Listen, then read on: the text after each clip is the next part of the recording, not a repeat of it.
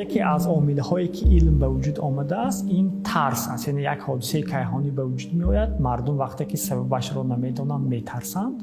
ما وقتی که کیهان را می‌آموزیم آرام می‌شویم. همون حسی ترس از بین می‌رود، چون می‌دانیم که این حادثه‌ای که در کیهان به وجود می‌آید به ما ضرر نمی‌رساند.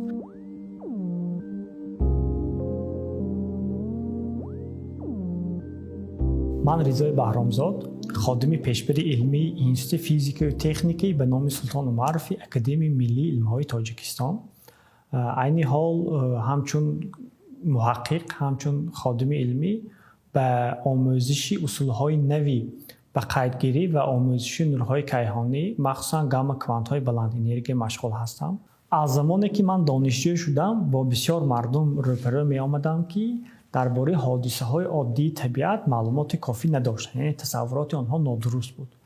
از همونجا به خلاصه آمدم که باید با زبان ساده عادی به مردم همین حادثه‌ها را فهماند و از دوره دانشجویی سر کردیم به نوشتن مقاله‌های علمی عمومی در گزیده دانشگاه. بعدا ما رو به تلویزیون دعوت کردند، به برنامه‌های رادیویی دعوت کردند و از همین امکانیت‌ها استفاده برده ما سر کردیم به شکلی ساده فهماندن همان حادثه‌های فیزیکی، روندهای استرونومی و دیگر ناوگانی‌هایی که در علم به وجود می‌آیند. در همین حالت امکانیت پیدا شد که من با راهبری محترم کشورمان هم صحبت شدم و به آن کس پیشنهاد نموده بودم دایر به گذرانیدن آزمون جمهوریوی نسبت به فن‌های دقیق.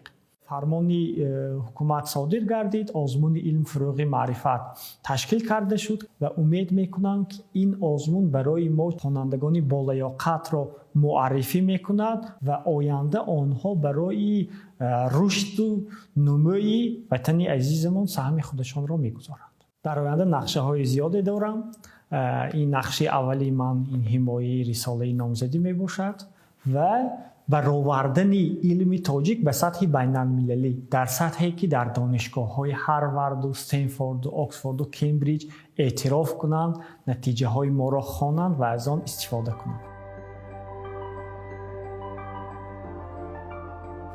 گرچه می گفتند از قسمت بود فردای من، گرچه می گفتند سه روزی بود دنیای من، گرچه می بستند در گهواره دست و پای من، در زمین بهر تلاش آسمانم زدند.